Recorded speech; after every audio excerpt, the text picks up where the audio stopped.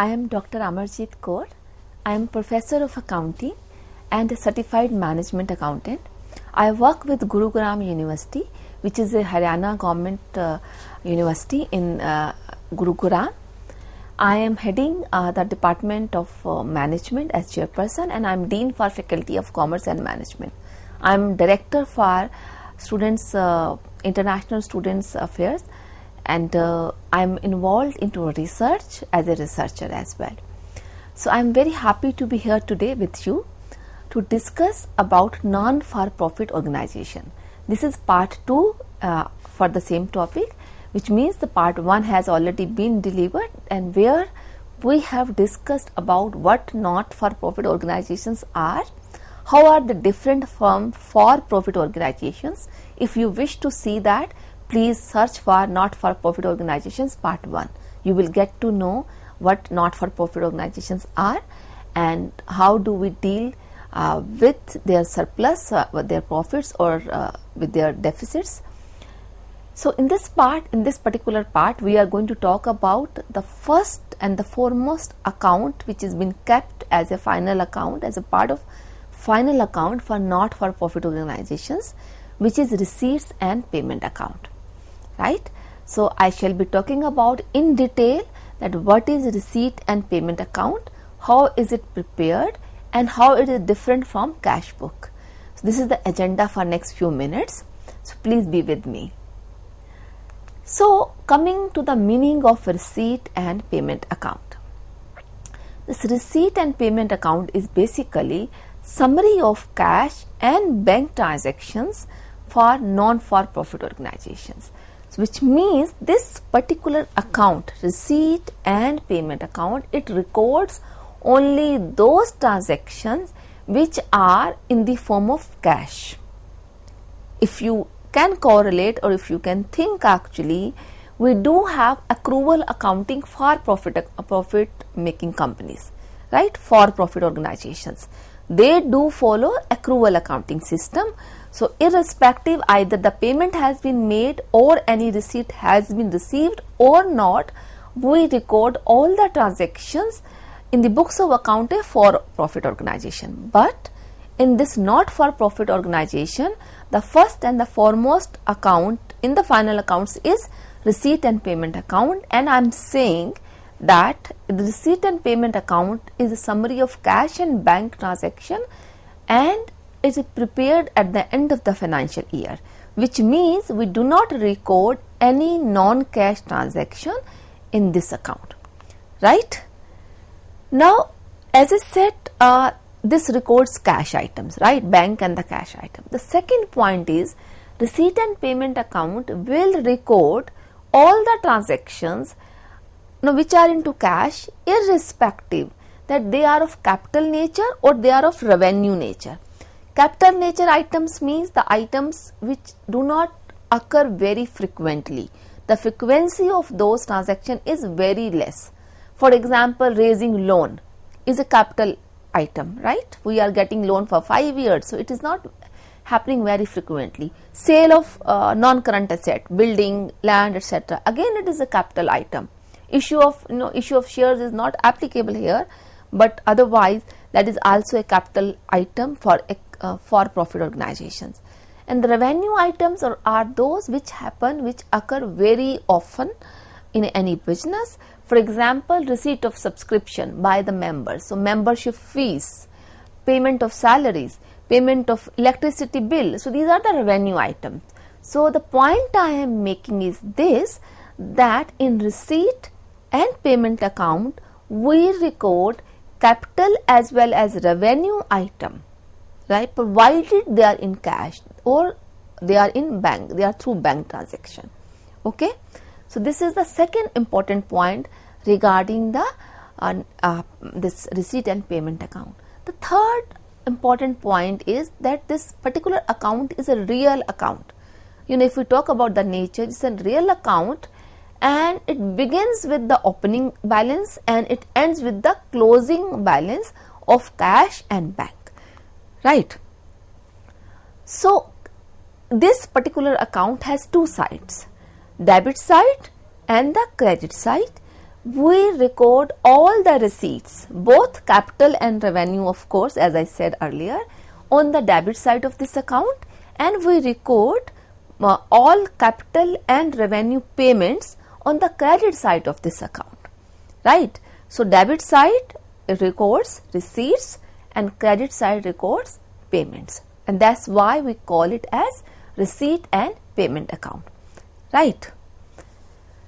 Now, the last point I want to make about this particular account before I discuss about the features of this account is that irrespective, the capital or the revenue nature item of this account, they would be recorded, doesn't matter that capital or revenue receipt belongs to this year, previous year or the subsequent year. This is a very important point. It means we are not following the accrual accounting system. Either this payment belongs to the current financial year for which my accounts are kept, or it belongs to the previous year, or maybe it belongs to the future year, the subsequent year. I am going to record this transaction into receipt and payment account provided cash or bank is involved, provided some receipt is been made or some payment has been made, right? So, irrespective of the period, the amount received or paid is recorded in this account.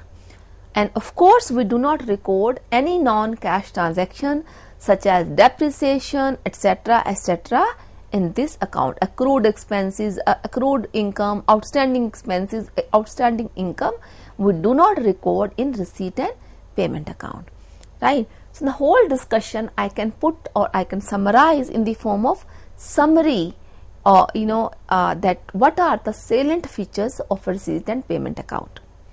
So, the salient features of receipt and payment account, the first one I would like to say the purpose. What is the purpose? Why do we prepare this receipt and payment account? The purpose of receipt and payment account is to find out the closing balance of cash and the bank for a particular year. So, whatever my beginning balance could be, right, we start with that and then we make a record of all the receipts and all the payments of a particular year and of that particular year, and then we reach to the closing balance of cash in the bank. The second feature is that nature of this particular account is real account. Real account has a rule in journal is debit what comes in, credit what goes out. That's why in the debit side of this account we record the receipts, right, and on the credit side we record payments. So, or other way, this is one way to do the accounting. The other way is all receipts are having all the incomes and revenues. So, they are always taken as one of the important element of financial statements, and we have nominal balance concept for them. But nevertheless, this debit what comes in, credit what goes out should help you to understand the nature of the account. The third point is the starting point is opening balance in this account. So, it means we always bring down the balance of cash and the bank as an opening balance on the debit side. But had there been overdraft, the cash can never has credit balance, but there is a likelihood that we have a bank account and bank account has overdraft, means our balance is less than whatever we deposited actually. We consumed more from our account, we paid more by taking the overdraft facility. In that case, it will go on the credit side, but cash cannot have credit balance in the beginning ever, right? The fourth point is the nature of the items. So, what we debit is revenue and the capital item both. We debit all receipts and we credit all payments, because we follow the rule of real account, debit what comes in, credit what goes out. But irrespective the capital or the revenue nature, the receipts are going to be put under the debit side, and all payments, capital and revenue both, either belong to the current year or the future year, we put on the credit side, payment side. Then the closing balance of this particular account is known as balancing figure of cash and balancing figure of bank, right? So this is the closing balance. The last is exclusion of non-cash item, for example depreciation, we exclude those items. So this is the summary of features of receipt and payment account. Now I am going to talk about the difference between cash book and receipt and payment book. Now William Pickles is a very renowned author, scholar. So he wrote that this receipt and payment account is nothing more than the cash book. This is what he once said. So this is what he said, but in literal meaning there are a couple of differences between the two accounts, cash book and receipt and payment account, right? So as I said, receipt and payment account is actually we do not keep record of receipts and payments date wise. It's just a summary of receipt and payment which are actually classified, which for example I am receiving money through subscription and that is a major receipt for any non-for-profit organization. So I keep on receiving subscription throughout the year. Had it been a cash book, if you ever have prepared the cash book, you would know that we keep cash records date wise. So this amount I received or paid on first, then second, then third, then fourth, and like so on. So we always record entries in our cash book date wise, chronological order. Whereas in this receipt and payment account, we made classified information irrespective of the date. So if I am getting the subscription money, for example, on 10th of January, then 15th of January, then later on I received on in March, then in July, then like that. So throughout the year. So I will simply club all the receipts of subscription together and I will put it as a one class of receipt, subscription fees, right? So and then after this I may add the second receipt item, donations, which again is received, for example, in 30th of March, last day of the accounting year. So I do not pay attention to date in the receipt and payment account. That is the first difference. And this account is opened by non-trading concerns only, right? Whereas cash book is kept by both. So if I talk about what cash book is, this is a book which is kept by the entities, entities both which are into profit and non-for-profit both, but they keep it date wise and they prepare records in detail. Every single day, if I have 20 transactions, I am going to put it date wise on the same date, all the 20 transactions separately because they belong to separate entity. So the cash book is prepared so much in detail, whereas receipt and payment account is not prepared in detail. And this account again, cash book is opened by both trading trading companies, non-for-trading concerns both, right? So if I wish to put all the points of differentiation between these two cash book and the receipt and payment account, two books. So here are the bases in front of you, that what are the bases of differentiation between two. I shall be discussing it now in detail. The first basis of differentiation is basis of preparation, right? So the basis of preparation of receipt and payment account is basically your cash book. So whatever we receive, we put in the debit side of the receipt and payment account. Whatever we pay from the cash book, we put on the payment side. Whereas in the cash book, the basis of preparation is your journal entries, right? The cash book is or from vouchers. So we prepare with the help of vouchers. The cash book basis is different. Then the period. What is the period of the receipt and payment account and the cash book?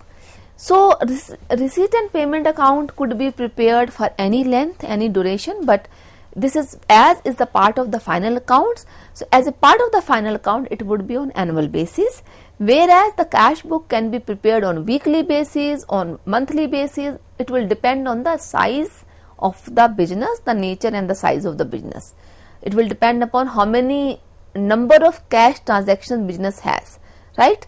So the period for cash book, because it's not mandatory for a for profit or non for profit company to prepare cash book, but for not for profit organization, receipt and payment account is part of the final accounts, right?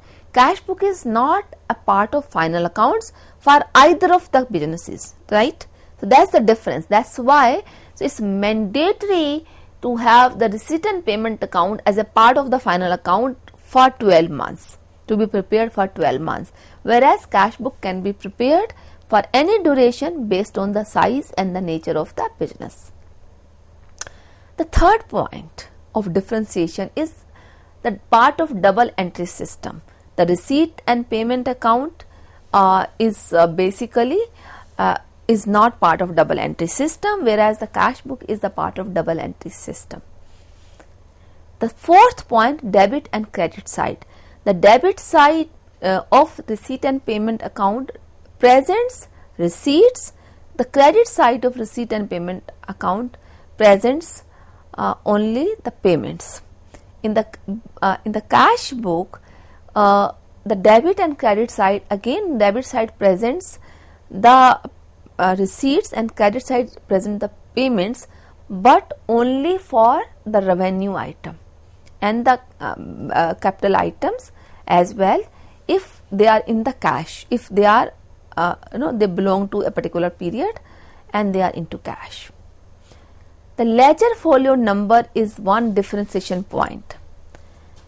So in the ledger folio, in the cash book, we have one column maintained for ledger folio, LF, whereas in the receipt and payment account, we do not have any such column created. We have only the receipt and the payment side and then the amount on both of the side.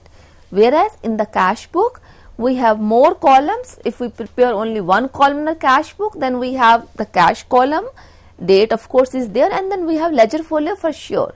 But if we prepare two columns in our cash book, then we would have the cash book amount column, then cash book bank column, and the cash book discount column, 3 column. So 2 columnar, 3 columnar, 1 columnar cash book could be prepared, whereas in the receipt and payment column, only 1 column receipt and 1 column on the payment side, payment is there, and then we have the we have only the detail or the particular along with that. Then we have institutions. So what all institutions they do keep? The cash book is being kept primarily by the business entities, by the for-profit organization, and receipt and payment account is being kept only for those institutions which are into service, which are non-for-profit organizations. So I hope this discussion has given you a clarity between the differentiation point, that what is the receipt and payment account. So I would like to pay some attention, taking some example. So in the receipt and payment account, let's say that I received subscription fees for this current year for 1 lakh rupees. Okay, and in total in the whole year I received 1 lakh rupees. Out of this 1 lakh rupees, there was an amount of 18,000 which actually belongs to previous year. So somebody actually subscribed membership fees, people paid some amount and they paid the remaining amount in the next year. So it means this 18,000 belongs to previous year, or it could be like I am a member of RWA, previous year I defaulted, and many people actually do default.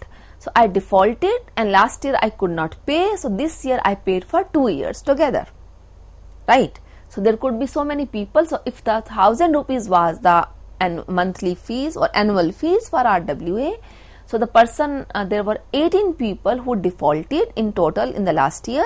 So this year those 18 people have paid for the current year as well as for the previous year. So out of 1 lakh, the example I am quoting, so I have 18,000 from the previous year.